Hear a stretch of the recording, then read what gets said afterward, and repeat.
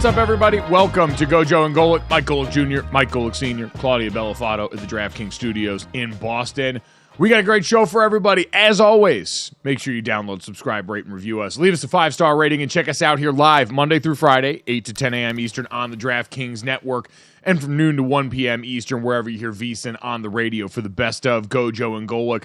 Plenty of action coming up today after a wild night in the NBA and in New York in general, which we'll get to. But Claudia, what do we got coming up? And we're not talking any hockey in the show, so I'm just going to let everybody know, yes, the Bruins won 5-1, round 2, game 1 against the Panthers. But we have NBA, we have NFL, because Kirk is irked. Did the Falcons do wrong by Cousins? The Stars are out, setting up for another wild NBA offseason. And Monica McNutt and Charlotte Wilder, how did we get so lucky to talk NBA with those two? T-Wolves Nuggets, game 2 out in Denver. I don't know if anybody expected this. The odds certainly didn't over at the sports book, but Denver is down now, going on the road, down 0-2. No star defender in Rudy Gobert. He was having a baby, so he was out. You would think the defense would lack. You would be wrong. They held Denver to under 35% shooting, just 80 points for 16 turnovers, 12 blocks, 11 steals. Senior, you always say the series doesn't start until the road team gets a win. Well, they got 2, so what do you call that? Man, this one may have started and been over and may be over the way Minnesota is playing right now without Rudy Gobert, which does bring up the universal question that we can talk about again. We just did this with Scottie Scheffler. If your spouse or partner is having a baby, would you miss, an event? Would you miss your game? And Scottie Scheffler said he would, but he never got the page or the call. I remember way back when Phil Mickelson was wearing a pager at a major and saying he would leave, and Rudy Gobert stayed in Minnesota and for the birth of his child. So there are those that will look at it and say, hey, don't do that, and others that will say, hey, it's your choice. Do what you got to do. And to Claudia's point, last night we had this happen in both the NHL and the NBA, the difference being that Brandon Carlo actually showed up for the Boston Bruins and managed to score a goal when he got back from there. So he kind of got to double dip in a way that seems pretty rare in the world of athletes having to make this choice. Claudia was disgusted before the show at the notion that any of these guys would skip out on the birth of their first child to go out here and play their little sports game. Yeah, I mean, especially basketball. It's like you don't realize, you have Anthony Edwards, you have Cat. Golf is different because it's you by yourself. But still, bro, whatever. You can play golf. I get that it's the PGA, but still, you have a child. It's your one and only. And even if it's not your one and only, even if you have 5 kids, you can't. GoJo, what do you mean? If your wife is in labor, you do not leave her alone. What? I mean, maybe she wants you to go play. I mean, maybe she understands this is the playoffs, or this is a unique moment. I mean, God forbid this was something like during the finals, and you don't know if you're ever going to get back here. So it's a complicated question. That's like, no, I don't want ice cream, and then you don't get me ice cream, and I'm pissed for days. I would be pissed for years. So I just don't think you want to cross that line. That's me. Claudia, this happened twice to me. So Mike was born in September and Jake was born in December, both during the season. So there was always the possibility of this. And my wife adamantly said, if you're at an away game, you stay and you play. Do not worry. And which that was her side. And you could be right. In some instances, they say, go stay away, but they really want you to come there and be there. But then it really turns out to be up to the guy. Do you want? And I don't know what I would have done. I don't know. That's what my wife told me. Stay and play. Now Mike was born with which he absolutely was disgusted me. We always say if you're getting born during the season, don't do it on an off day, which was Tuesday. I think he was born on a Tuesday, so I never got an extra off day for it. This was before guys got paternity leave, so we were right back to work. And so that's what my wife had said. So, Claudia, I know we were talking before the show. You talk differently. You said if you were married and having a child, you would expect, if your husband played sports, you would expect him to be with you and not at the game, correct? I don't care what event it is. And I'm probably going to get some flack for this. I don't care, though. Like, this is a two-way gig, man. We're a team, okay? The Super Bowl? What if it's Game 7 of the NBA Finals? Okay, actually, well, I guess you can sort of hold it. I don't know, because clearly I've never had a baby. But can you hold it for an hour? No, not really. Not really. 2 years ago, Mike. No. Yeah, okay. Mike, two years ago, when Kansas City was playing Philadelphia in the Super Bowl, before the game, Nick Allegretti, who is has left Kansas City, I was talking with him in pregame. He FaceTimed with his wife that morning before, or the night before, the morning of the game. She had twins. I think it was back in Chicago. He was FaceTiming during that. I was obviously decided with them he was going to play the Super Bowl. Now, he didn't play a lot in that one. Started last year's because of an injury, but he was that was a classic. He stayed there and missed the birth of the kids. It's a decision that the two people have to make. You guys try pushing twins out of you, okay? You need a support system there. That's wrong. That was the Kelsey Super Bowl from 2 years ago too, where obviously Kylie Kelsey, Jason Kelsey's very famous wife, then pregnant wife, was going through a lot of how to do that. So the birth plans around sports are something we could spend a lifetime talking about. Yeah. I can hear our producer Bailey through gritted teeth in the background, wondering when the hell we're going to talk about the beatdown that his Minnesota Timberwolves put on the Denver Nuggets. And Dad, I said it to you guys before the show. We are currently watching the NBA series version of the beginning plot of Rocky III, where the younger, hungrier version of a very similar team has come up and absolutely punched the champ in the mouth right now. The Denver Nuggets look flustered on their own court last night, early and often. The length and tenacity of this Minnesota Timberwolves team that's been the best defensive team in basketball for the entirety of the season. It's been the best defensive team in basketball in the postseason. So none of this is surprising except for the fact that it has risen to fluster what we thought was the best team in basketball, Dad. What we all looked around around and said, hey, coming off their championship run, finally coronated, finally getting the credit maybe they had deserved for a while for being a very good team. And now all of a sudden, between Michael Malone stomping out all over the court, between Jamal Murray likely facing some sort of penalty for throwing a heating pad out on the court in frustration because he was getting locked down, Dad, this team looks all out of sorts and like they have no answers right now through 2 games of this series. Completely agree. And for a former defensive player, I don't even know it was a different sport. The way it's going now, I'd like to see Cleveland against Minnesota in the finals to see some defensive play in this, which I don't think anybody would want. This was, you're right. I mean, the frustration level of Jamal Murray obviously showed when we'll get to when he threw the heating pad out on the floor. But his frustration, dude, every time he tried, not every time, but going into the hoop, man, he was just getting his shot blocked. I mean, the length of Minnesota, as you mentioned, was just on display. Claudia mentioned it in the beginning, 12 blocks in this game. It was just that their length was taken over and just frustrated the living hell out of this Denver team. Even Malone, as you mentioned, Karl Anthony Towns ran through Murray not once, but twice. The second time should have been a foul. Should have been, as was called by I believe it was, I forgot who was calling the game, but said, you got to call something. You either got to call a block or call a charge on that one. Nothing was called. And then Ant-Man goes up against Caldwell Pope and jumps in the air, and they hit, and it's called on Denver. Ant-Man scores. Mike Malone comes flying out on the court right into the ref, Mark Davis's face. Mark Davis yells back at him. I was like, good for him. And nothing is called. No technical, no nothing. Mark Davis said, he explained why there was no technical call there. And I was cool with it. I know you and I disagree, Mike, because it's called differently. You mention it and you're right. You get a player that looks at a ref wrong and they tee him up. And I think it's ridiculous. So I'm to the side of stop calling them so quickly. And Mark Davis certainly didn't call it quickly. He let this thing go, let him play on, but the frustration absolutely continued. Murray just 3 of 18 from the field, 0 for 4 from three-point land. It was actually Gordon who led the team in scoring with 20 points, hit a couple of early threes, and was hot there after he had been very cold from there. But man, Mike, the frustration Minnesota is laying on Denver, I don't see Denver getting out of this one. It's happened 5 times in league history that a team has lost their first 2 games at home and come back. The last one was just a couple of years ago, Clippers over the Mavericks in 2021. But I don't see that happening here. So, GoJo, let me ask you that because I'm looking at the odds right now, which have obviously shifted. The Nuggets, plus 400. We're talking about a team that was right up there with the Boston Celtics to win it all. Now you're getting a relatively great price on them, but your dad just said he doesn't see them turning this around. Do you?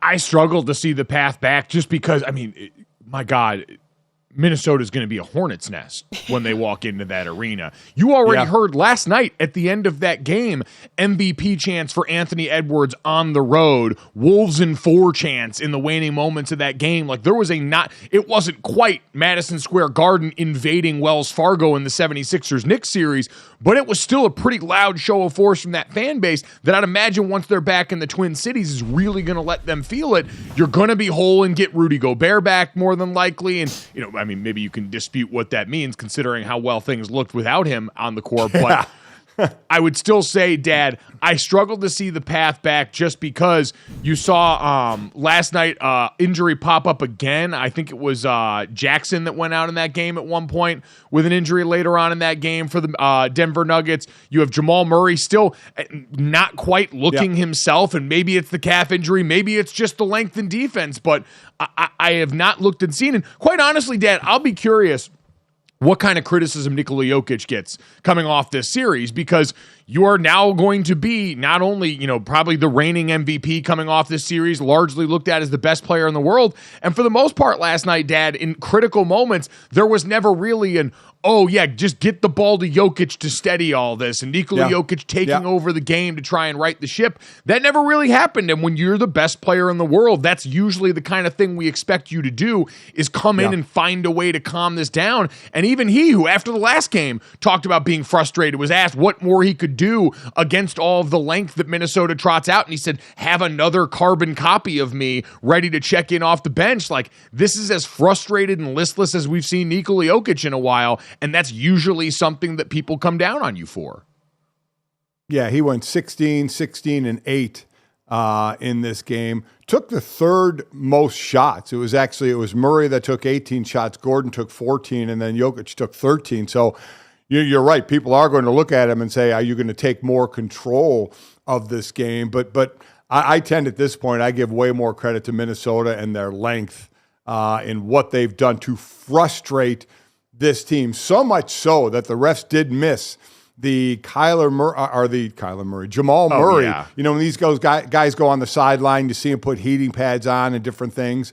And all of a sudden, play was going on down on that side of the floor of Denver's bench. And all of a sudden, you saw a heating pad come flying out onto the court during play, which really is a bad move, and that was Jamal Murray. The refs missed it. He would have got teed up, and as, again, Mark Davis said, he would not got ejection. For an ejection, you would have to determine it was thrown directly at somebody instead of thrown in frustration, and I think it was thrown in frustration. He had a lot of frustration last night.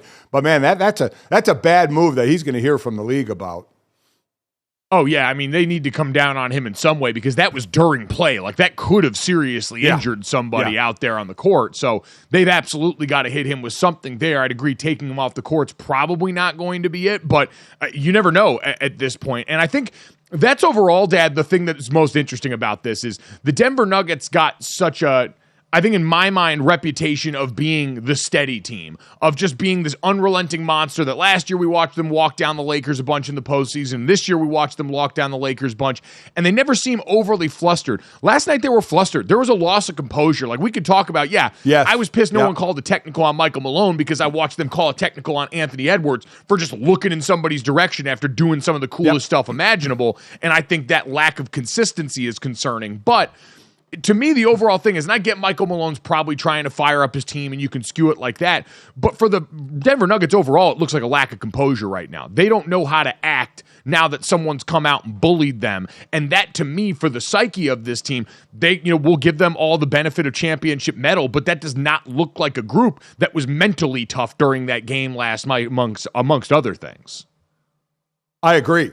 It's like, how do you react? It's always, easy to say what you're going to do when times are easy, right?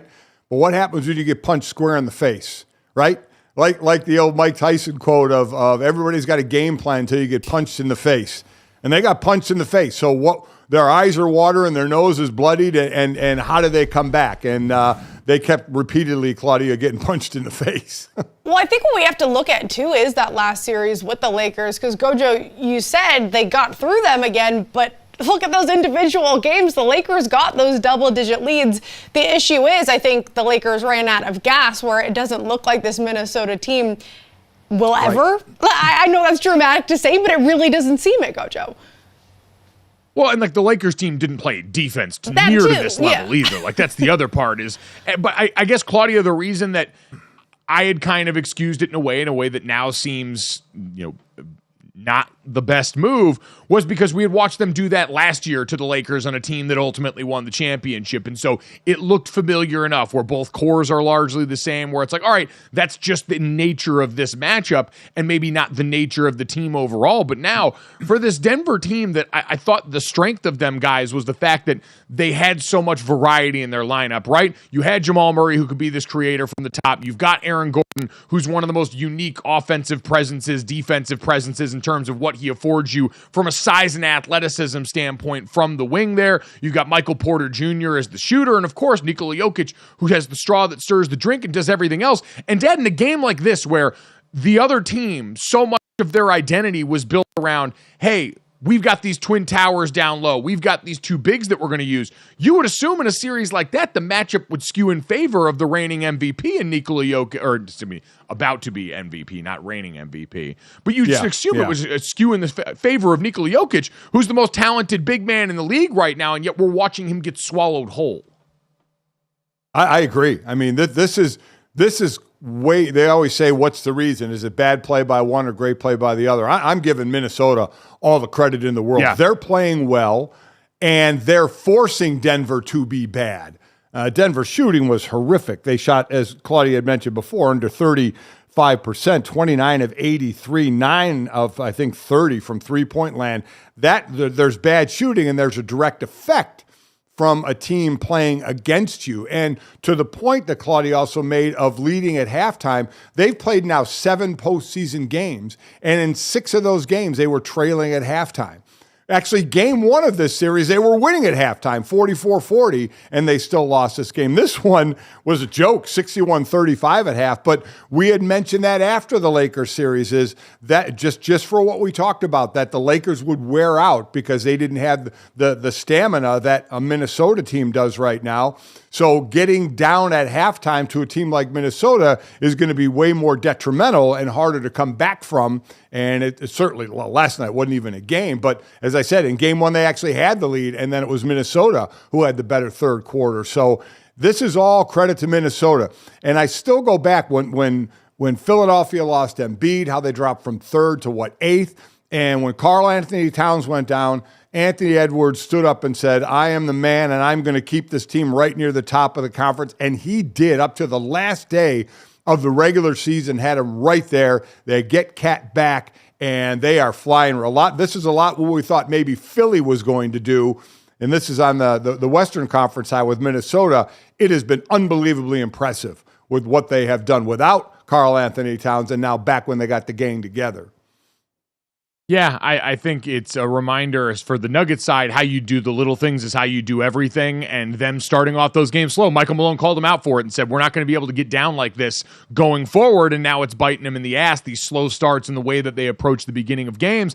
And on the other side, you mentioned it, man, Anthony Edwards, who is continuing to say and do the right things, came out the other day and said, I don't want you guys to keep comparing me to Michael Jordan. Michael Jordan's the greatest of all time. I don't compare right now. And then in the game last night, he takes over in certain junctures, and he does the shrug there, and we're like, man, listen, you're making it really hard for us to not compare you to Jordan by telling us to not compare you to Jordan. The humility, having all the right answers, and playing the way he is all at 22 years old has become an incredibly enticing package. But coming up next, if we're going to talk about great players and officiating inserting itself into the conversation, let's talk about Knicks basketball next on GoJo and Golic.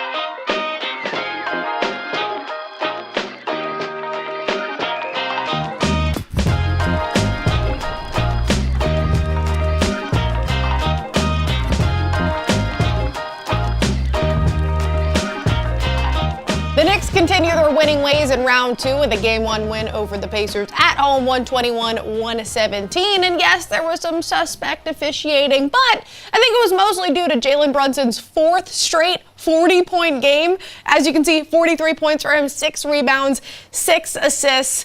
And the first time that a player has done this, 4 straight 40-point games since who? Yes, Michael Jordan. So, of course, a reporter asked him about that comparison, and this is what he had to say. No one scored 40 in 4 games since Michael Jordan. Well, what's telling you have to do this right now? Michael Jordan? Stop.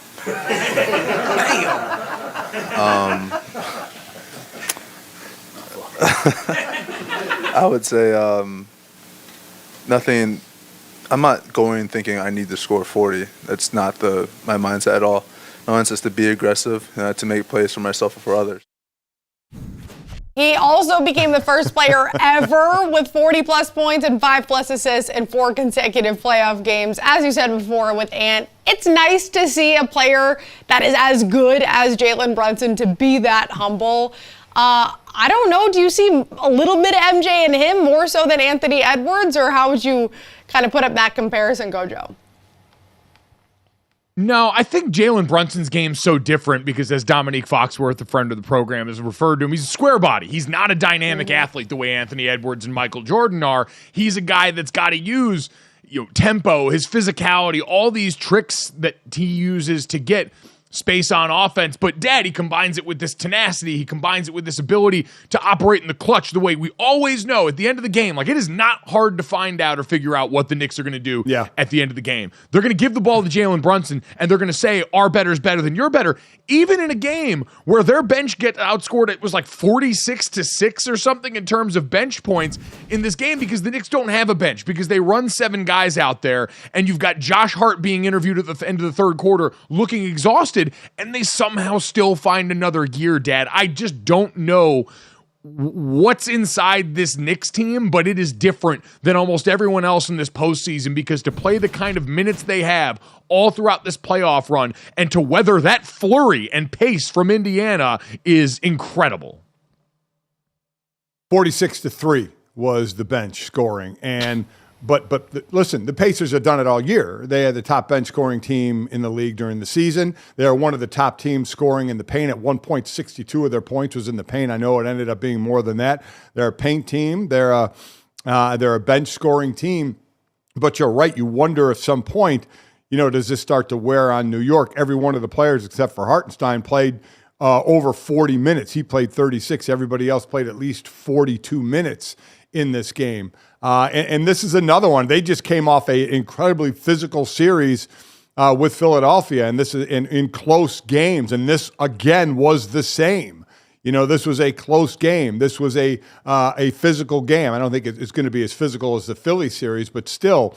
And for guys like me and guys within 10 years of me, this is so reminiscent of the Pacers and Knicks matchups back in the day, as all the old cronies like me are going to talk about, of what we saw with some of the great players and great rivalries back then. Well, obviously there are new participants and players in this one, and it's fun to watch. And it's a shame, but, we see it, Mike, it happens, that the refs end up inserting them, and they're not trying to insert themselves, but we've seen a number of times this postseason where that 2-minute report after the game has talked about missed calls, and the whistle's blown more than any other sport in basketball, right?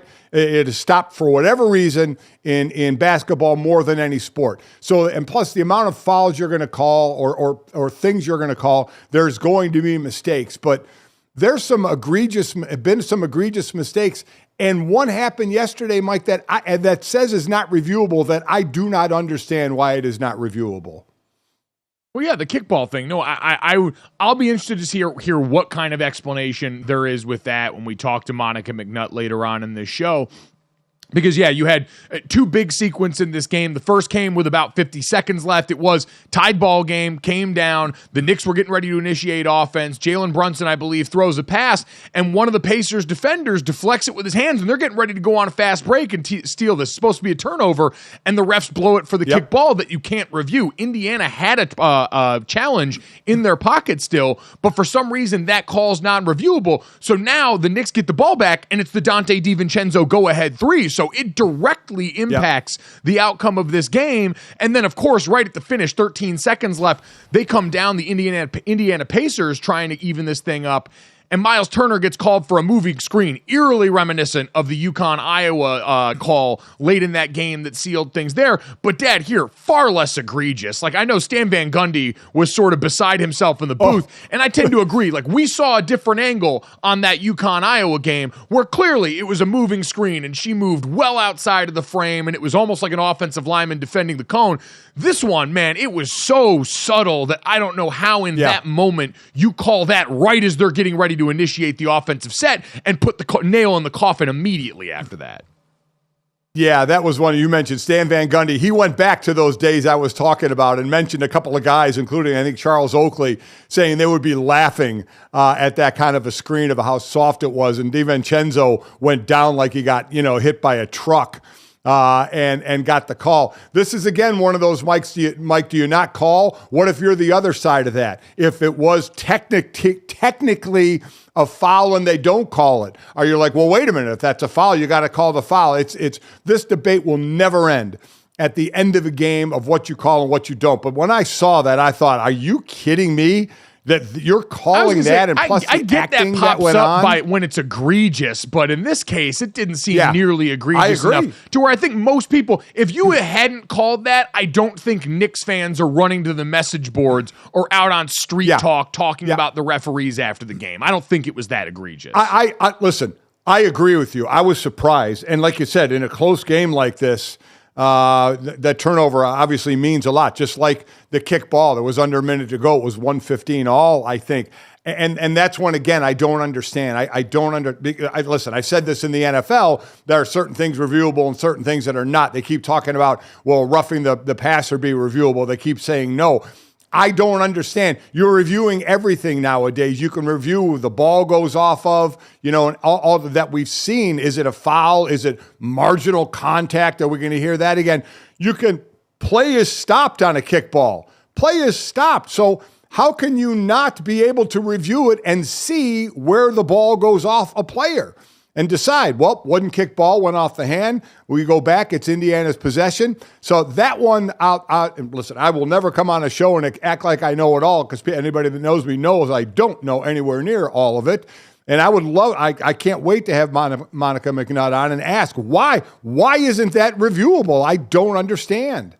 And I think maybe the reason we're talking so much about the refs is because this is expected to be a rather tight series. At least that first game was. Yeah. So I'm taking a look at the odds. I'm a little surprised to see the Knicks. Now I get it because they got that first win, but they're minus 340 favorite. So again, a good price on the Pacers at plus 275. Are you enticed at all, either of you? GoJo, I see maybe your face is looking like maybe that's a bet you'd make, or is it hard to bet against Brunson at this point? Yeah. No, I think you could absolutely sprinkle that money on the Pacers. Listen, the Pacers came in and matched their energy. Like we talked about the last series, the 76ers had a banged up Joel Embiid that affected their ability to go out and rebound, and New York took advantage of it. And in this game, especially in the first half, they kept that New York off the offensive glass. They matched their intensity in that area of trying to attack the boards overall. Now, I think the Knicks ended up like +8 in the rebounding matchup, so they still got theirs, especially towards the end. But between that and the pace, and we talked with Tom Habistro about this yesterday, and he said this is the exact style of basketball. It's a problem for the Knicks. Josh Hart was doing that third quarter interview and looked exhausted, was trying to say, yeah, we're comfortable playing at this pace, but you could see him pouring sweat. And at some point you feel like it has to have some sort of effect on them, but it's just as much to me, Dad, about the fact that the Indiana Pacers came out and absolutely showed you, hey, we are deep enough, we play fast enough, and we have got enough quality players who are also going to attack New York in the way that few other people are capable of doing. I think this series goes the distance. Like, this looks like a 7-game series.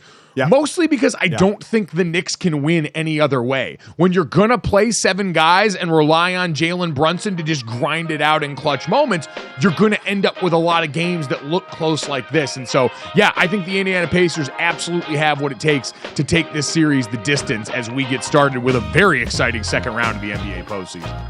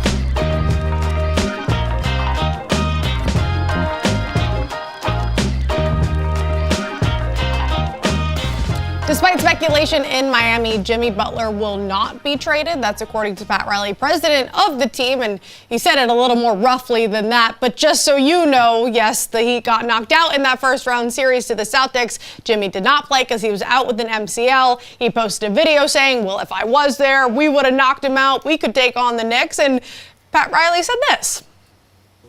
For him to say that, I thought, is that Jimmy trolling? Or is that Jimmy serious? If you're not on the court playing against Boston or on the court playing against the New York Knicks, you should keep your mouth shut. And your criticism of those teams. Emphasis on the shut. So, and also, I said the contract issue. So Butler has 2 years left on his current contract, player option for roughly $52 million for the 2025-26 season. But I think the Pat Riley sound is sort of what stands out here, Senior. Oh, listen, Pat Riley's 72. This is my generation stuff right here. There is no doubt about it. Maybe even the younger, because this younger generation, they get out there on social media, right? They talk. This is how they express themselves. And I remember, Mike, when we were still at ESPN, there was a moment where I was criticizing something that got out, and you were the one that kind of set me straight and said, man, this is the athlete of today. They're out there a little more on social media doing their thing. And while I disagree with some of it, it is the way it is, because I agree with Pat Riley and this. If you're not part of the series, don't want to hear from you. I don't want to hear what woulda, coulda, shoulda if I was playing in the game. You weren't. So I absolutely agree with Pat Riley, but I also understand in today's world, athletes are out there talking, podcasting, out on Twitter, out on Instagram, out always saying stuff. So I see that side of it as well. But this is truly where a generational gap is, of the old timers saying, you know what, if you're not involved in it, don't want to hear what you would have done because you weren't on the court, so shut up.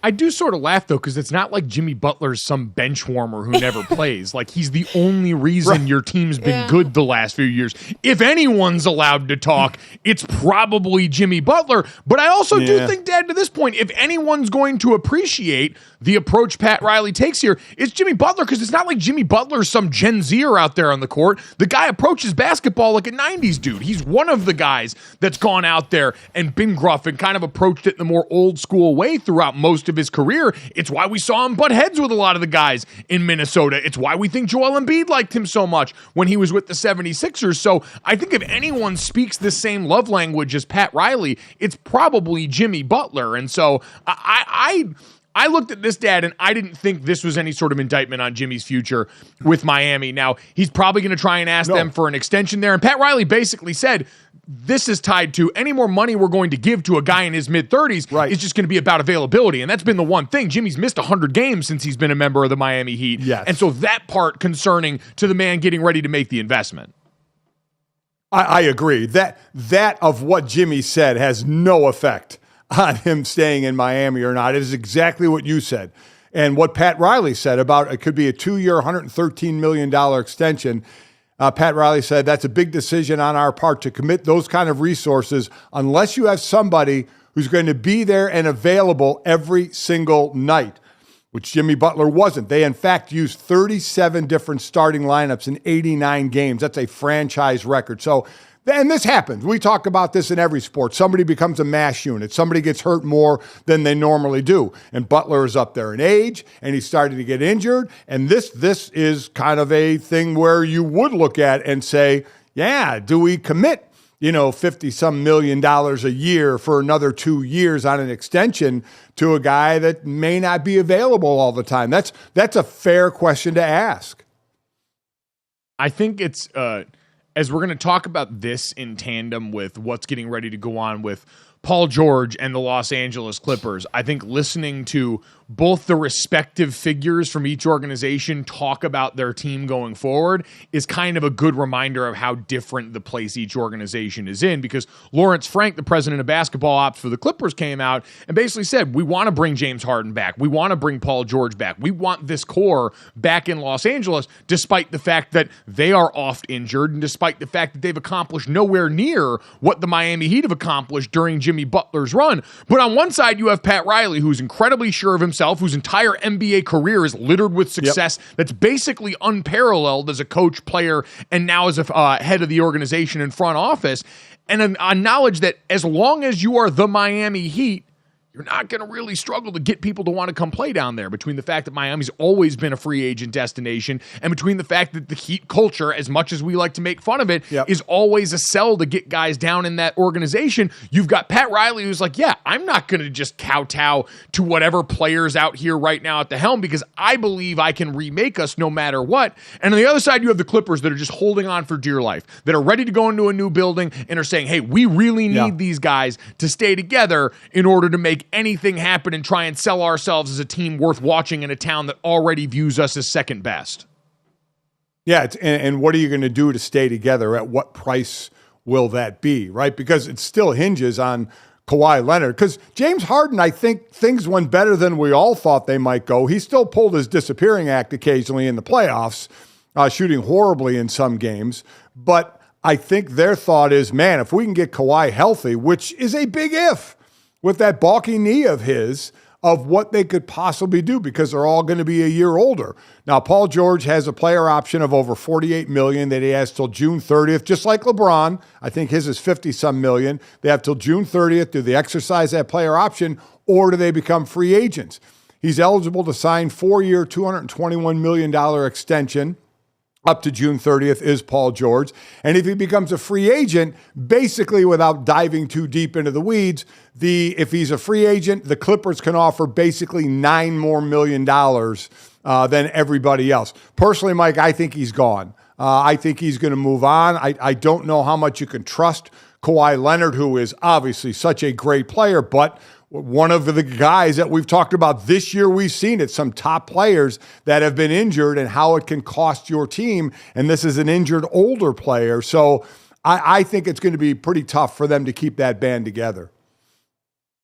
Yeah, I would imagine, and I don't know if we have betting markets open yet for the future of any of these players or if that was even going to be a thing. But man, Paul George to the 76ers seems like it is the veritable certainty coming out of this offseason. The Sixers have the space. You've got a burgeoning superstar in Tyrese Maxey that you can show off as the young player. You've got Joel Embiid, who I've mistakenly said this before about Jokic. Joel Embiid, who is still the reigning MVP of the NBA at this particular moment. All of that as a sell. And yes, we understand you're going to have to start to think about how you legislate Joel's minutes differently based on how injury has popped up at the end of almost every postseason. Joel said, hey, these are freak injuries that pop up. After a while, when they keep happening in succession like this, they stop really becoming freak injuries and start becoming the thing that you've got to plan for. And I feel like Paul George will go a pretty long way in how you plan for that if you're the 76ers. So I'm sure, Dad, he's going to be the big swing they try and take this offseason.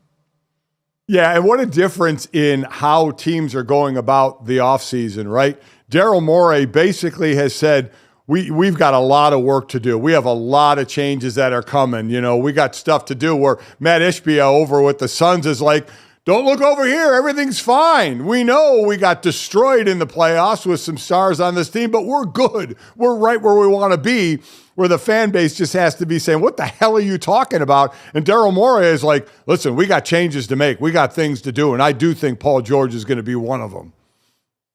Hey, man, listen, all I'm saying is maybe retroactively, Claudia talked about it before, we're looking back and going, all right, how good were the Lakers then, really, if this Denver Nuggets team is going out here? And conversely, hey, are the Suns a little better than we gave them credit for, considering what this Minnesota team looks like right now in round 2, burping the champs through 2 games? Like, maybe the Suns weren't quite as far off, and the fact that they were even able to go out and do what they did in a year where they were just putting all these pieces together should inspire a little bit more hope. We're all trying to level set right now after the shot heard around the world from the Minnesota Timberwolves last night, and so we're going to try and take stock of that and put all the pieces back together on the NBA side. We've got Charlotte Wilder coming up in about 15 minutes, Monica McNutt coming up another 20 minutes after that. But coming up next, bad man returned to the NFL field yesterday. Joe Burrow and Kirk Cousins. What can we learn about both as we head into this NFL offseason next?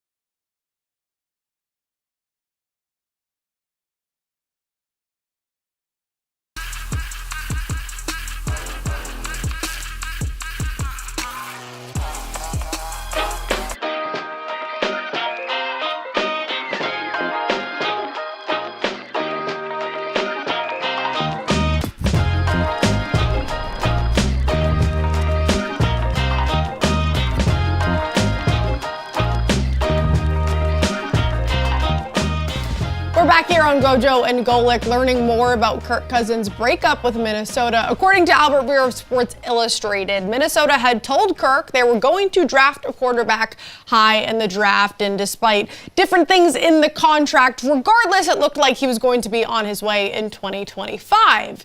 And that's all well and good, but the Falcons then picked up a quarterback despite signing Kirk Cousins, and that was before the Vikings did. Vikings got J.J. McCarthy at 10, and the Falcons picked up Michael Penix Jr. at 8. So, GoJo, how should Kirk feel about this? Yeah. Dad, I can understand any human reaction here, right? Because we always hear that it's not business, or not personal, it's just business line from everybody here. But it's always business. When it's the business, especially of your body, the way that professional sports is, it's always going to feel personal. But I saw yesterday, Rich Eisen basically said that the Falcons did wrong by Kirk Cousins in convincing him to leave his home in Minnesota and convincing him to come down here and then not giving him a heads up on the pick. And I generally think, Dad, communication always can go a long way and is never a bad idea. And if you were really thinking about this, if you're Atlanta, I know you're probably concerned about it leaking. I know you're probably concerned about what Kirk's camp would do with that and how would it affect your ability to pick there. In general, I think that professional courtesy is a good idea.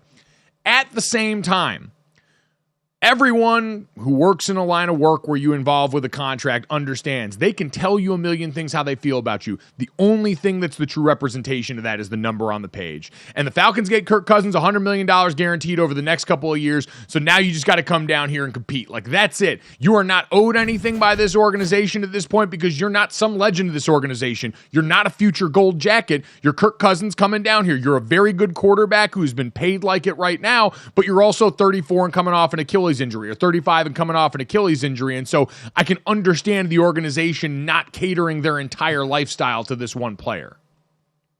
Listen, we were players, so we usually side with players in situations, but I completely disagree with Rich Eisen.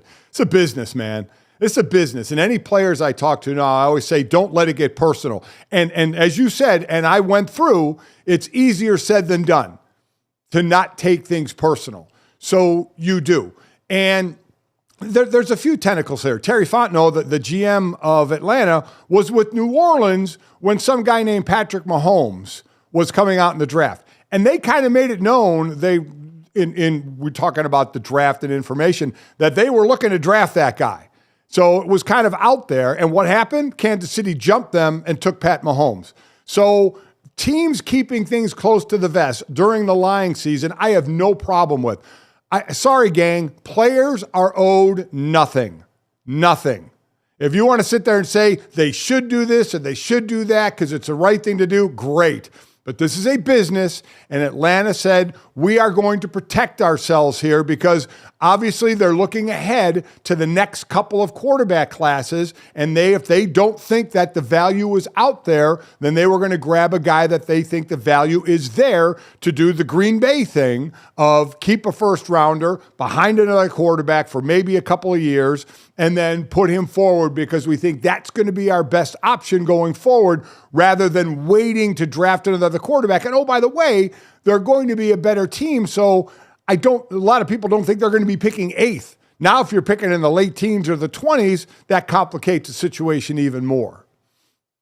I'm not saying I agree with the pick any more or less, though. Like, I'm still saying you can disagree with the strategy of all this. I'm just saying your reason why you do or don't do it should not hinge on Kirk Cousins. Because this isn't, for all the conversation about Green Bay, Dad, I'll still go back to, I believe Green Bay should have looped Aaron Rodgers in on what they were going to do with Jordan Love at 21 because that guy is an integral figure in your franchise, and that guy is a future gold jacket and someone who still had MVP-level football left in him. Like Aaron Rodgers, in terms of the leverage within the organization, had a lot more in his bag than Kirk Cousins did. Like, the report from Albert Breer basically said Kirk Cousins left the Minnesota Vikings in some part because of the fact that they made it clear, hey, we're going to take a young quarterback in this draft, and they ended up doing it with J.J. McCarthy, and they were only willing to guarantee so much of his money for so long in whatever deal he was going to sign. Like, it's been the same message from two organizations, and so if you're Kirk Cousins, that's the reality you have to deal with is They only love you so much. And based on what you have put on tape for Kirk Cousins,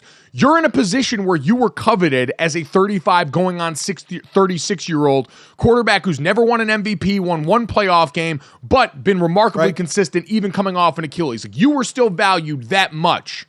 But you're not that next class of quarterbacks where people will dictate their entire lives around your whims to try and keep you happy. And that's the reality of the situation. And quite honestly, that's probably the right reality for Kirk Cousins, given everything we just laid out. Completely agree. This guy's done business better than anybody at that position of making money. And the second year of the contract they were talking about in Minnesota wasn't fully guaranteed. And we've known he's had some good situations from the money, and he got that from Atlanta. But yeah, if you want to say Aaron Rodgers should have been notified, okay. But what was he going to do if he was told that we're going to take a quarterback? Was he going to say, "I'm not playing for you anymore"? I mean, Dad, see you know this sides professional courtesy goes a long way. Even if you're going to get bad news, you'd rather hear it from the people that you work with, correct? Yes, correct. But I'll still say at the end of the day, it's a business and they don't give a damn, right? They pay you money, you play football for them or you play sport for them. That when it boils down to it, it sounds bad, but that's the way it is. When you say they owe them, you know what they owed? Aaron Rodgers made hundreds of millions of dollars being the quarterback for the Green Bay Packers. So while I said I understand what you're saying about professional courtesy, it's not always going to be there. So my thought is don't expect it. Because when you expect it and it doesn't happen, all it does is tick you off. Go into it saying, this is a business. And I am not running this business. I may be the best player on this team. I may be walking into the Hall of Fame, but I don't sign the checks. At the end of the day, that's what happens. But as I've said, it's easier said than done. Players are going to get mad when they're not treated on a personal level, but that's just not how it's going to work.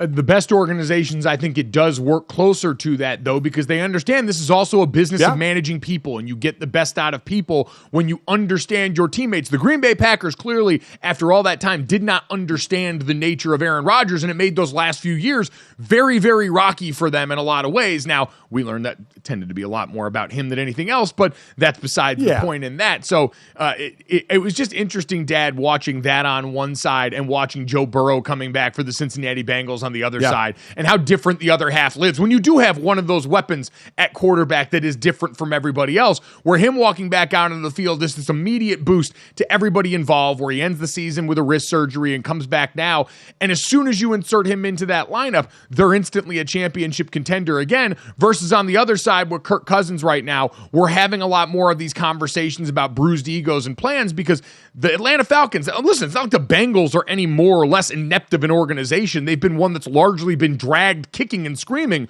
towards winning rather than actually trying to usher their team towards it. But when you've got that kind of weapon at quarterback, boy, does it change all of your fates as a team, as a franchise, and as pretty much everything else in the city. It does. And listen, there's going to be monster money involved here, but are you at all concerned with Joe Burrow, who, listen, he is the linchpin for this team. He has been in the league 4 years. And half of those years, he has had a season-ending surgery. ACL his rookie year, wrist surgery here. 10 games his rookie year, 10 games last year because of season-ending surgery. Is there a concern at all? There's always a concern, obviously, in the NFL with injuries that's going to happen. But half his career now, he has had season-ending surgery 2 times out of 4 years. So you wonder, is there a little bit of concern? I don't think it's going to change anything, the money that's going to come his way and how that team is going to build around him. They're going to. But if you're a Cincinnati Bengal fan, you gotta kind of hold your breath each year of, is something going to pop up here? Yeah, I'm not all that worried necessarily, but I think it's just a reminder the Bengals have taken the priority of building up the offensive line very seriously. They took another offensive lineman this year out of Georgia to try and continue to shore up that position group. You knew early on in his career, Joe Burrow could basically overcome that, and it was Jamar Chase's down there somewhere, but now with that in the rearview mirror, those 2 injuries that you mentioned, yeah, that's a position they very much got to take seriously in the next iteration of their team as they're building it out in front of Joe Burrow.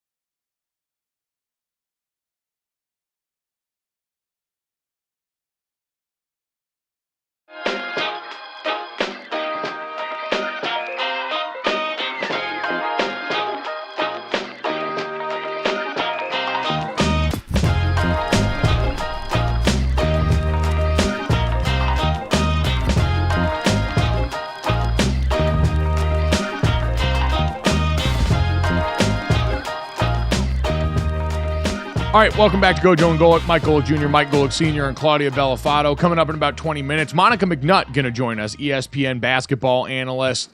Does a lot of great work over at MSG as well to check in on the Knicks hype train. But before we get to that, one of our favorites gets to stop by also in New York City right now so we can check in. Maybe she's been hanging out at the Met Gala with the New York Street Talk crew there and see how it's going. Charlotte Wilder, co-host of Oddball with Amin El Hassan, kind enough to join us here on a Wilder Wednesday on a Tuesday. Wilder Wednesday on a Tuesday. I'm so happy to be here, guys. Yeah, I didn't go to the Met Gala. I was invited, but I was like, no, Anna Wintour of Vogue. Please give this to someone who needs it more because I've had so much exposure recently. But my friends, the celebrities who went, tell me it was really, really great. I would like to know, Charlotte, because some of the outfits we saw, I don't know how these women will sit at a table with some of the outfits that you see. So I think they change. Did you have an outfit picked out? Did you have an outfit picked out in case you were going to go? Yes, I was going to go as the Jolly Green Giant. Actually, from the vegetable fame. But I think it was just a little too avant-garde, and I would have changed into a Jack and the Beanstalk kind of look. But as I said, somebody else could have the glory this year. Somebody else did dress like that, though. Kind. If you guys see the pictures, both of those things you just mentioned, Charlotte, those were seen. Yeah. Well, really? Last night's dress code was I believe, the Garden of Time at the Met Gala, which is why people saw Ben Simmons, for example, carrying a suitcase with a gigantic clock on it, as Ben Simmons also a ton of time on his hands right now, pun fully intended. But it's funny, every time the Met Gala comes up, it took me a couple years ago to actually ask what it's for. It is a fundraiser for the Metropolitan Museum of Art, but it is also, I think, the most antithetical thing that exists on this earth to my dad. Like, everything that my dad represents, the polar opposite is the Met Gala, to the point where I think the most fun thing in the entire world would be to try and figure out how to get my dad invited to the Met Gala and to just send him there without a chaperone. Like, my mom doesn't go, dad's just got to navigate that entire scene by himself, and he's wearing a GoPro the entire time. Dangerous. I would be drinking the entire time. I couldn't think of something I would want to be at less than that. It's like as I'm watching people. Senior, it's like the ESPYs, but for celebrities in art. It's like Halloween. It's Halloween for rich ass people who have $75,000 to spend on a ticket. It's pathetic. Yes. There was somebody wearing I'm not it's joking. Not pathetic. I'm sorry, Charlotte. I shouldn't say pathetic, but the fact that, first of all, I think the money could be put, there should be a different fundraiser each year. Like, 1 year, cancer research. The next year, go back to the museum. Another one, homeless veterans. I don't know. But someone wore a curtain, like a shower curtain. That was their dress, Senior. And Charlotte, I'm sorry, that kind of stuff is a little ridiculous. I think that was Dua Lipa. Was it? Yeah, I mean, The ESPYs, listen, everybody puts a tux on or tries to dress up. The Met Gala, everybody just tries to outdo one another. Like I said, it's one of those classic, I'm going to try and look better than you, and let's go pat each other on the back, and we're all stars. And I am so out on that. I can't stand it. I'll sit there and watch it, in my shorts and, eat some, snack on it and watch the red carpet or something just to go, what the hell is that? I mean, there is no shot of me going, especially unchaperoned. At least if I had your mother to hang out with, Mike, I mean, I could get through that. But being there alone, man, I would be so drunk. Oh my God. Can I just stand up for the event for a second? Not to stand up for like rich people doing stuff, but I do think that giving to the arts is a valuable thing to do. I think that you don't have to conflate like giving to one thing means we don't give to another thing. I think maybe we just shouldn't have the wild income inequality we have. I also think it's really fun to watch people dress up in things that like it takes a lot of guts to go out there in a dress made of sand and go for it. And we all get the enjoyment of watching it. So I love the first Monday in May.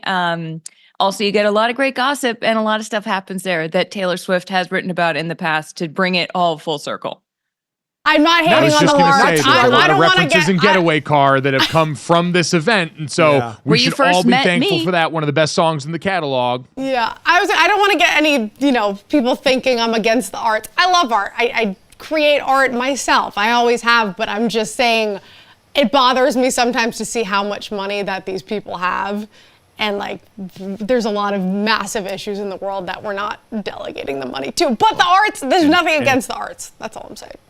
I'm with you, Sam. And as Charlotte said, that's more of a wealth inequality problem, and that's a much bigger discussion than we are capable of having here right now. Instead, what we're going to talk about is the fact. What I love about New York City is the multitudes it contains. Because on one side of town, that's going on, and on the other side of town, a bunch of dudes wearing Knicks bomber jackets were outside on the street corner somewhere, losing their damn minds because once again, Jalen Brunson continues to give them some of the greatest gifts that mankind has to offer. Charlotte, I know you are conflicted. You are inside a half Boston Celtics, half New York Knicks house, and your husband represents the Knicks side of that. But I have to imagine this is the happiest you've seen him in a long time because of this and because of what Jalen Brunson continues to do for this team.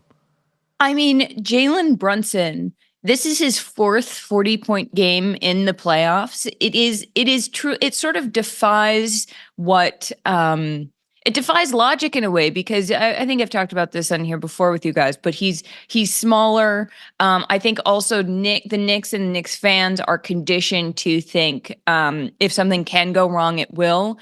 And this is the first time in decades that things have gone wrong and then been righted, or that the thing that was supposed to be, in past Knicks lore would have been an absolute disaster. They have come back and done the right thing. And so, yes, my husband is deeply happy, thrilled about it. I think it's also a little terrifying for him. Like he can't really talk about, the future. He's like, well, if, no, I don't think I'm going to talk. Like it is so deeply ingrained, the superstition and fear.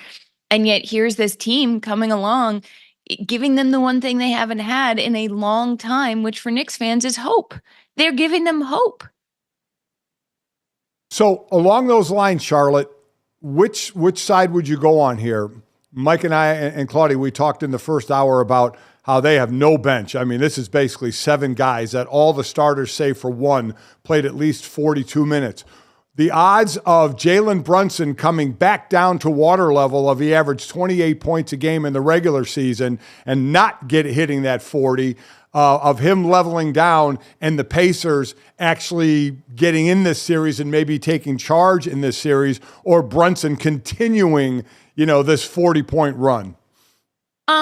I mean, that's a great question. Obviously, I think that the Pacers bench allows them to play with such pace, as it were. They play so fast. Like they are just up and down the court. They thrive in transition. We've seen that all year from them too. So I think that with the Knicks, you would think that that's automatically a disadvantage, but the Pacers team is still young, and the Knicks team, they're just difference makers down the stretch. Like, I know that the officiating last night, a lot of people take issue with, but also it's Josh Hart going up for every single rebound. Yeah. It's a doggedness and a discipline, because to sustain that when you're playing, basically 48 minutes is very difficult. And I think that it's easier said than done to be like, well, the fresh legs of the Pacers they would all just keep doing that. I don't know that you would. It's like a culture thing. It's a practice thing, and the conditioning these guys have. I think what worries me is, I don't even want to say it lest my husband hear me, but I guess the injury stuff starts to be a little scary if that's what you're relying on. But it's crazy. Absolutely. The margin for error is very small for the New York Knicks right now. And that's why all these games are so exciting. And it's why the series is going to be so good. And it's funny, as we're getting set to talk about some of the players that are going to change teams this offseason, a lot of the household names that we know. LeBron James' future is up in the air by design from him. We mentioned Paul George already, Jimmy Butler in Miami, all these guys that have been the stars of yesteryear that are going to be important figures in this offseason. Charlotte are also actively being replaced right now. And as we watch the defending champs get punched in the mouth in a way that looks like it could be the knockout blow already through 2 games, where Minnesota walks in and Bigfoots them on their home court through 2 games. I saw Jason Gallagher, who does a phenomenal job producing the podcast with LeBron James and JJ Redick, among many other things, tweeted out that at this point right now, it looks like Anthony Edwards, Jason Tatum, Luka Doncic, Shai Gilgeous-Alexander, or Jalen Brunson, one of those players, now that we are on the precipice of knocking the top off of this NBA right now, could add a championship to their early lore in their career. And as we've talked about having to move on, Charlotte, from all of these stars that we've had in the league right now, this could go a long way in scene setting what's to come next and how we start to reframe this next step of the NBA. Totally, Gojo. And I think what's so exciting to me and what's been so much fun about these playoffs, I think in the past, it's been like, oh, a small market team is in the running, like, oh, well, that'll be boring. Nobody will watch that. These smaller market teams, Minnesota, Oklahoma City Thunder, have such incredible star power. Like, Anthony Edwards is someone that, as the rest of America gets to watch him, they are going to fall in love with him if they haven't already. Like, he is so next level. Shai Gilgeous-Alexander, the Thunder team is so fun that I feel like this really is an instance of, oh, this is an exciting narrative shift. This isn't like we're waiting for the other guys to be back in it next year. Like, this feels very real to me. I actually, before the series started, I was like, I think the Timberwolves are going to do it, because I don't know how you stop that kind of skill, talent, leadership that Anthony Edwards brings out, and just sort of relentless basketball. Like, it's the Nuggets, and we're seeing this. Well, and Dad, it's kind of a confluence of things, because Charlotte mentioned the small market support that we have right now in these teams, but you've got the Knicks hanging in the background, like the biggest market imaginable, this town crying out to be a basketball town. And Dad, Anthony Edwards, the homegrown American superstar, this thing that we have been talking about as somewhat of a dying breed around the NBA right now, I think for a lot of people is going to be a massive draw for that reason. Oh, it's going to be a huge draw. Again, you go back to where he started, stamping his name. A former number 1 pick, by the way, when Karl Anthony Towns goes down, and he just lifts that team and keeps him near the top of the conference. So I think it's very cool that one of those names that you mentioned, Mike, is probably going to get, their first title. And these young guys are here to stay for a while. But Charlotte, it flips over to some of the old guard that have the ability to move this year to go help a team that's maybe trying to, jump into this situation. Which of those players who has the ability to move do you think is going to move to help a different team? It's so tricky with these things, because I can see both sides of the argument. I think Paul George is the one that people have been talking about most. Is he going to re-sign with the Clippers? Probably they will ask him to take less than the max deal. I don't think he's interested in doing that. However, this is the real life part of sports. Like, his family is there. His mom hasn't been doing as well over the past few years. Like, his kids are playing with their cousins. It's just all this stuff that I think, and Rachel Nichols said this the other day on a clip I saw, and I was like, that is so true. That as you get older, you have to make these decisions. Like, is it the championship? Then, does Paul George feel like, okay, I need a championship, so he would go somewhere else to try to get that, or is it that the life stuff takes precedence? He's from Los Angeles. I think, obviously, LeBron is what everybody's been talking about, but Jimmy Butler, what's he going to do? Senior, I wish I could sit here and be like, I know exactly what's going to happen and who's going to go where. I think, to me, what's very interesting is when you think about these young teams, it's like, do they need that? That to me becomes the interesting question, because we've seen a lot of super teams of guys who are in their early to mid, sometimes late 30s, not work. So then it's like, okay, we've got the Oklahoma Cities, you've got the Timberwolves, you have these young teams where people are like, oh man, veteran presence off the bench, a superstar. The Knicks, they could use a shooter when Randall's not well, blah, blah, blah. And then you look at them and they're doing pretty well. Like Devin Booker to the Knicks, I don't know, ideally that would make them better, but we are seeing like the complete pendulum swing of those super teams where these guys are just making it work together. And that to me is really exciting. But I also think that it does sort of shift the entire conversation when you're like, okay, yeah, it'd be great to have them. Are they going to be the difference maker? Oh, no, I agree with you. I don't see any of those guys going to the teams we're talking about. I see, what do the 76ers do? Where Daryl Morey said we need to make a lot of changes. Orlando got to the first round, but do they want to add somebody to get to the next level? If LeBron stays with the Lakers, what kind of move do they make to try and win the championship, another one while he's still there? I agree with you. It's not about Oklahoma City or Minnesota or the Knicks. They're looking to be in good shape. Boston, same way. This is for the teams that are trying to catch those guys, Mike, is what kind of changes those teams are going to make. And I think that's why everyone's so focused on Philadelphia for the most part, because I think they look the most like some of the other teams that have had recent success. Like, I'm not crediting him in the same way that Paul George would probably get credit if the 76ers acquire him and are all of a sudden able to get over the hump. But you look at a team like the Minnesota Timberwolves that had Karl Anthony Towns and Anthony Edwards and goes and trades for Rudy Gobert in a way that people don't really understand and don't find advisable, and he's probably going to win Defensive Player of the Year this year on the best defensive team in basketball. So you look at a move like that. You look at the Mavs bringing Kyrie Irving over for this team they've tried to build up around Luka Doncic that finally has given him a competent running mate here. Boston bringing Drew Holiday in this year around that core that they've built up on their team. It's been a lot more of that, Charlotte, where it's almost like college football where the best teams build up through recruiting and then they use the portal to kind of come in and bring a couple of guys there. Free agency in the NBA, we've been doing this forever, but you're right, it is almost that full final reversal of, hey, for a while we had these star players dictating these super teams that we tried to microwave in a year. It's just not how the league works anymore. And you hear guys commenting and saying,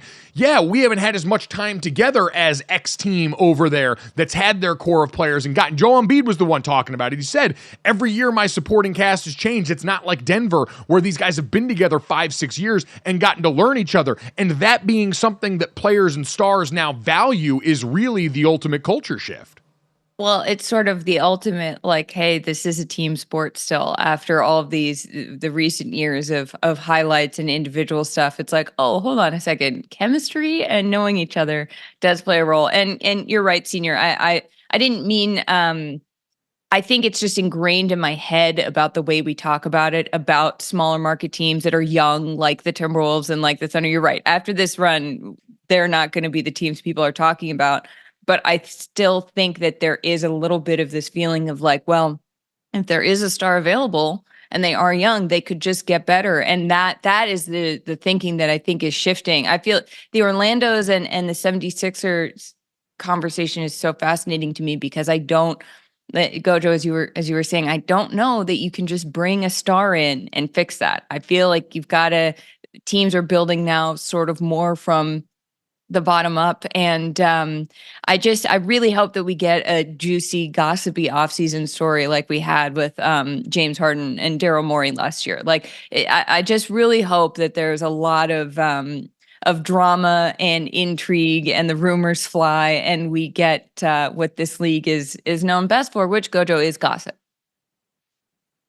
Yes, I can say, much like you talked about with the Met Gala last night, the NBA is most known for giving us juicy offseason gossip. But it is, you know what, Charlotte, you made this point at the beginning, and Dad, I do think it's interesting. We have not heard anyone gripe about the small market teams left. We've not seen anybody out there doing Adam Silver's going to be ticked about this matchup. Like, it's been quality basketball in so many of these matchups, and there are so many stars and young players spread across the league that it's almost been seen as a universal good. These guys are so exciting to watch, and to Charlotte's point, and I agree, and I think it's great because you go back to the building of the super teams. I mean, way back when Boston did it by the team doing it, bringing in players, not by the players doing it, like we saw with Miami and LeBron James creating that super team, and then other teams starting to do that. I would love it, to what Charlotte brought up, Mike, to go back to just building that team, right? Not creating those super teams. And that's what you're seeing in these small market teams that are all of a sudden, being, right there at the top, as we're going to get a new young champ. Yeah, it seems right now, because the Denver Nuggets staggering, falling. I'm fascinated to see what today looks like in terms of Nikola Jokic discourse that felt slandered for so long when he was great, celebrated for about a year and a half now when they got over the hump, and after last night seems prime for another group of people to come in and start tearing him down again.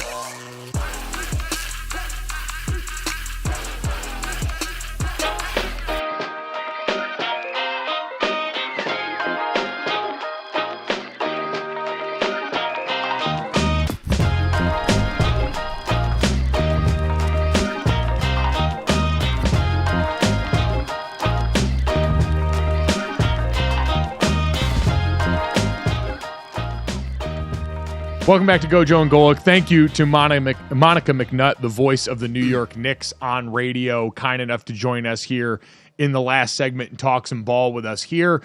Quick housekeeping note, congratulations to Victor Wembanyama, officially named the NBA's Rookie of the Year. Not surprising to many people. I don't know if you guys saw Fanatics, with one good PR win here in the last calendar year, did a pretty cool thing where they brought Victor in for an exhibit that was supposed to be honoring the rookies of the year of the past, and it turned into a bunch of video messages from the likes of David Robinson, Chris Paul, LeBron James, Kevin Durant, a guy he came in and idolized, wishing him congratulations on this award. It was a cool setting for a player that, Dad Charlotte, I know we're talking a lot about Anthony Edwards right now, but I think the two of them in tandem in terms of not only their incredible ability, Charlotte, but also their mental approach to the game. We've lionized Anthony Edwards for this in this postseason run, but Victor Wembanyama seemed to consistently have all of the right answers about the way he approached the game this season, the future of the league in very sure hands, it seems.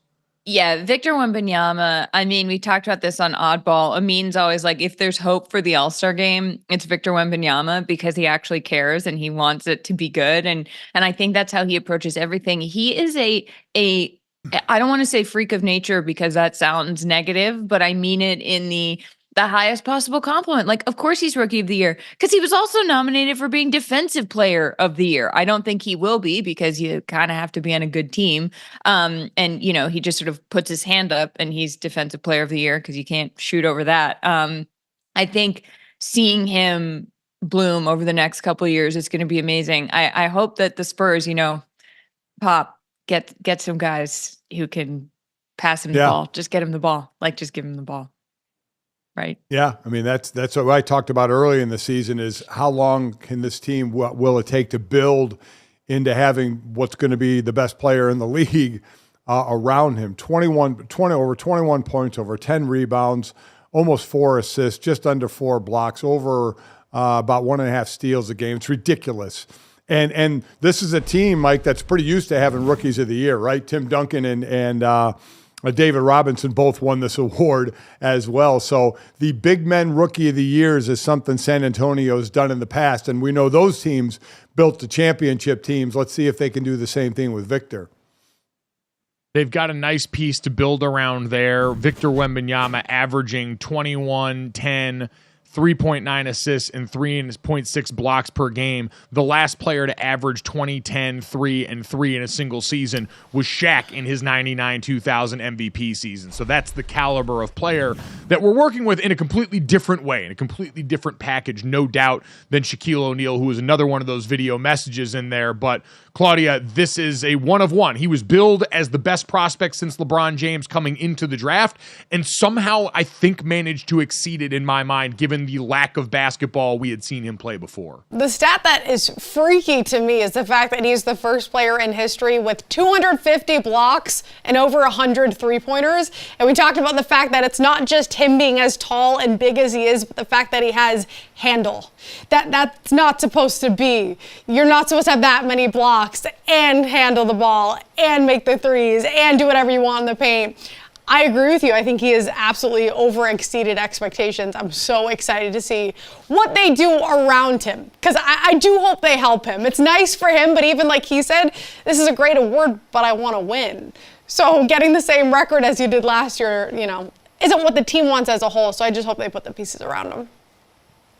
No, and it is a markedly different exercise than it was in prior iterations of the Spurs bringing in stars, because remember, Tim Duncan comes in and still has David Robinson on the team after one really down season. That group with Tim Duncan and Manu Ginobili and Tony Parker ends up bringing in Kawhi Leonard early in his career, and so you're always able to stack them on top of these other great players. Victor Wembanyama is a complete reset of the foundation for the San Antonio Spurs, and so it's a different team-building challenge much later in Greg Popovich's career, but with a player that enticing, I will be stunned if free agents aren't lining up to potentially come and play for one of the greatest coaches in NBA history, and alongside maybe the brightest young talent in the league, and certainly the most unique there now.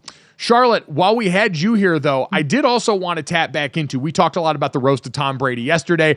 I got to be there for it. Dad was obviously watching it. Claudia was deeply uncomfortable with the entire exercise. I wanted to see where you felt as someone that watched Tom Brady lovingly as a Patriots fan for so long, what it was like seeing your baby boy skewered there in front of an audience. So, yeah, first of all, I understand the concept of a roast. I get that they are funny. I just think they're mean. Like, I don't think that's that funny. I'm just sitting there being like, oh my God, like they're clever, but I'm like cringing the whole time in general. What I will say is I thought it was very interesting that there were all these jokes about Tom Brady's divorce, about his kids, very personal stuff. And then the one thing that he takes issue with, he goes up to the podium and he says, don't make massage parlor jokes about my dad. About the owner of the Patriots, Robert Kraft. And Giselle came out today and she was like, I was disappointed. It was irresponsible. And frankly, I agree. Like, sure, the entertainment value of it, whatever he gains from this money, attention before he starts his career as an NFL broadcaster. But I mean, this seemed like just one more from an outside perspective, from someone who knows nothing on the inside. If Giselle was saying this whole time, like, hey, you keep choosing football over your family, you keep doing this, it's not working out, it's my turn to do some stuff, for him to then go and laugh along at these jokes about his family, which were at his expense, but they caught some strays. That if I'm Giselle, I'm like, oh, cool. So we're divorced now, but you're still doing this. Like, really, really interesting choice there. Obviously, that's what he signed up for, but that's my hot take, gentlemen.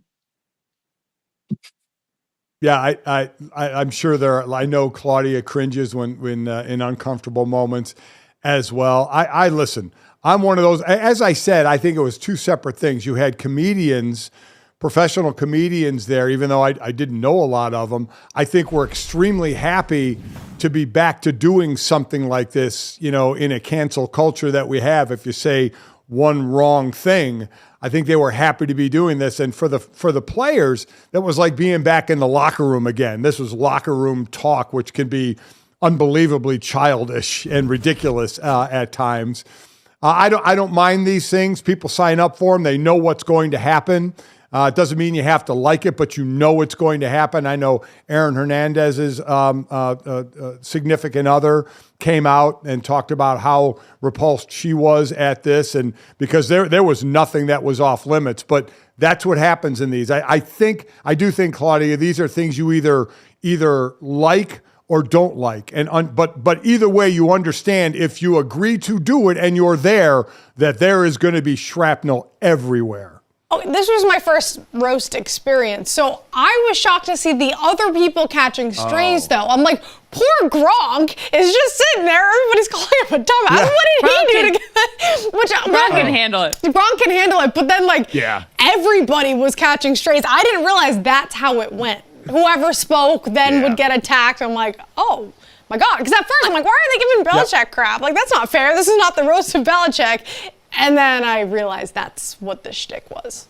I will say, I know people who wrote on it, and I thought the writing was brilliant. I mean, I thought like the jokes, the jokes were impeccable. Yeah. I think, and if you sign up for something like this, I'm putting this squarely on Tom Brady. I want to be clear. Like, also, if you go to this, cool, you're fair game. If you're not there and you're his family, and you can't put any parameters around it. So I understand that this is something that's going to happen. He probably knew that this was going to happen, and he made a choice to do it, which I'm also not saying don't do it. But I do think that I'm saying this from a completely outside perspective, looking in on the whole narrative of him and his family, which has been intertwined with his career, feels like he just did the same thing again. And that's why I'm not surprised that Giselle said that.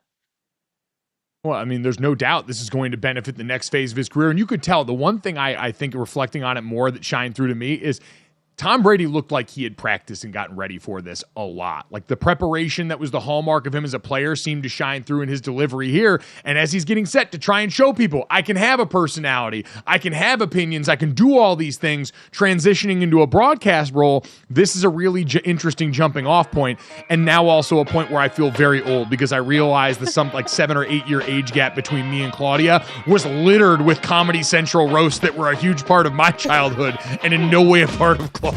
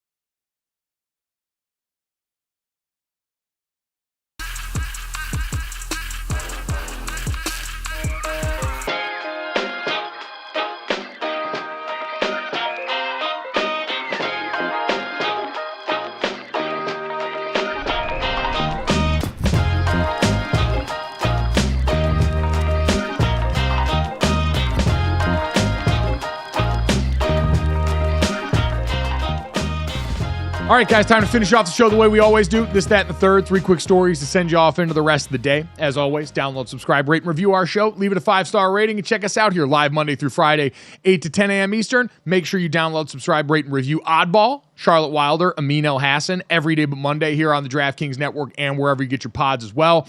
Our thanks also to our great friend Monica McNutt from ESPN as well as MSG. Doing a great job as the voice of the Knicks on radio. If you missed any of that, you can catch the best of noon to 1 p.m. Eastern on the radio wherever you hear VSiN, or get it wherever you get your podcast, or right here on YouTube as soon as we get done. A lot of places for you to get it, including right here, right now. So guys, let's start off with this. Incredible news yesterday. The world of college sports is an ever-changing landscape right now, full of court rulings and conference realignment and big mumbo-jumbo words and a lot of serious stuff. And so that's why yesterday the announcement that Snoop Dogg would swoop in to sponsor the now vacated Arizona Bowl that had been sponsored by Barstool Sports for the last few years, alongside his brand Gin and Juice, was such a welcome bit of good news. Like, Dad, you've obviously grown up with Snoop Dogg as a fixture your entire life, and the marriage of Snoop Dogg and college football bowl season is exactly what this dumbass sport is supposed to be about. I couldn't love this anymore. I mean, I'm such a big Snoop fan. Still, the relationship of Snoop and Martha Stewart is one that just has me head scratched for so long, but it's been incredible. This is a guy who people always ask me during my years at ESPN, you know, with all the different hosts from obviously you and Trey and Greeny and Tony Bruno, who was the best guest you ever had? And I always said the coolest was Snoop. We had Snoop in studio. He is the coolest, one of the coolest people I've ever met in my life. So this is I love the college football pushing the boundaries of this, and I love that it's going to be the Gin and Juice Bowl. I think it's fantastic. I'm sure there are those that are going to hate it, but I think it is awesome. I love the stuff Snoop gets involved with.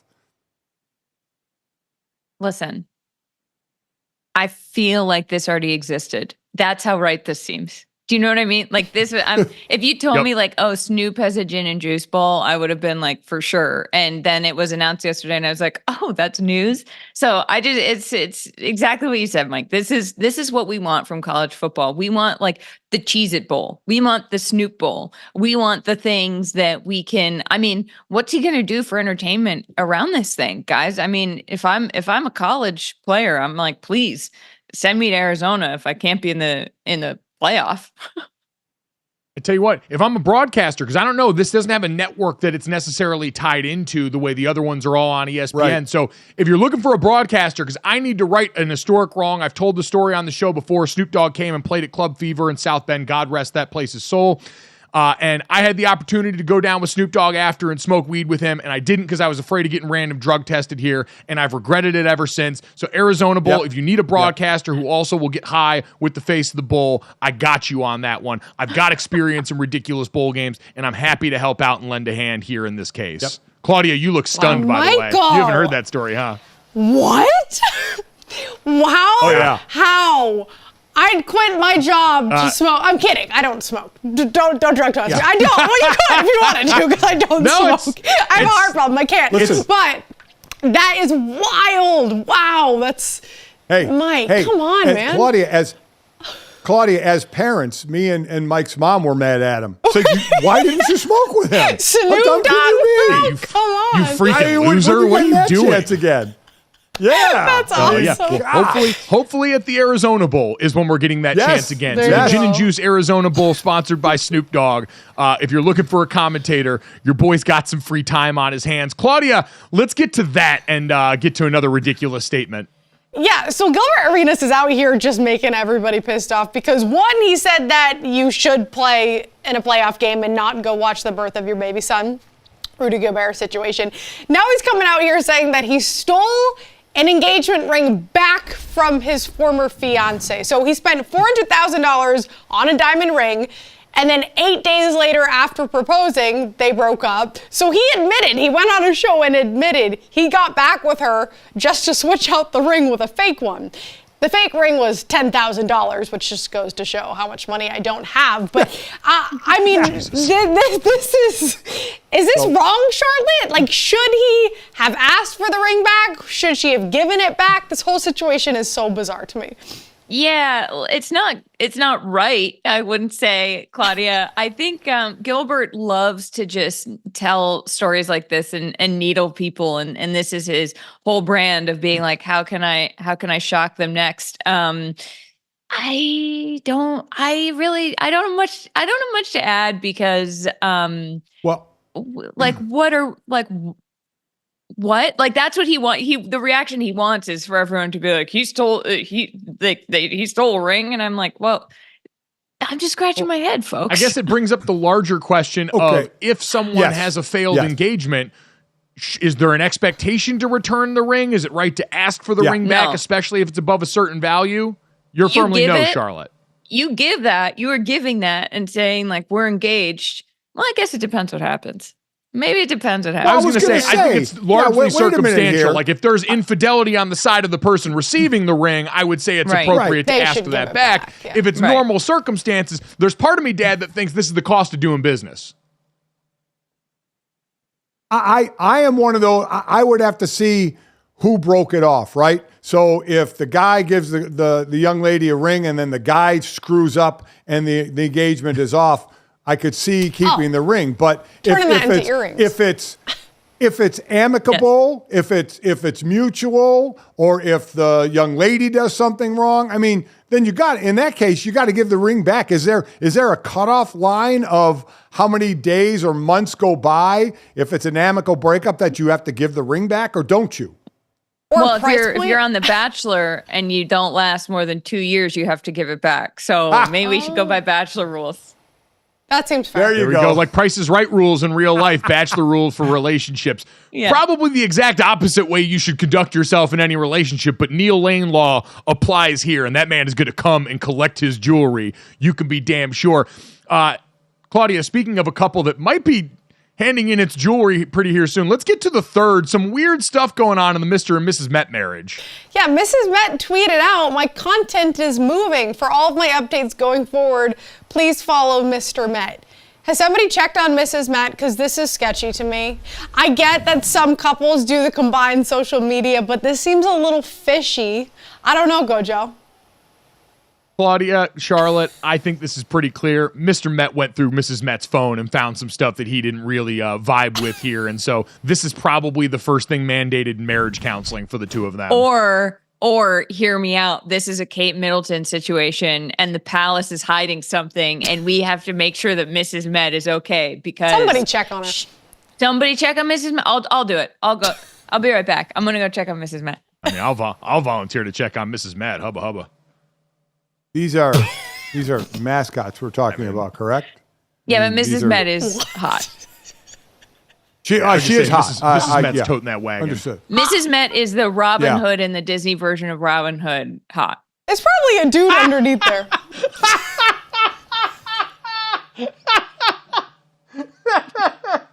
This is why you have me on the show. Mrs. Met's built like a Pixar character. This is. Now we know why you love anime, right? Gojo. This is a marketing. All right, easy. Thing, all right, let's not go that far. Those are wild accusations. Okay. Did you see a Goofy movie? The son Goofy in a Goofy movie. He's also hot. Oh my God, people! I really can't with this conversation. Senior, anything to add to on my this? father's face. I have nothing to add. Obviously, I think this is just some sort of marketing ploy because this is what you do. Other than that, I have nothing. I'd rather talk about the Met. Well, no, I wouldn't. I'd rather the show end right now. I'd rather the show end. Yeah. Listen. Coming up tomorrow, a full breakdown of mascot infidelity across sports and this rampant problem that we must try and curb before it's too late. And some of our favorite mascot homes are broken up and you end up with the husband on some big roast and now the family's got to eat the shrapnel for that. Charlotte Wilder, thank you so much, friend. We appreciate you and everybody who listens to this podcast. If you like it, download, subscribe, rate, review it. Thanks so much. Enjoy the playoffs. We'll talk to you tomorrow.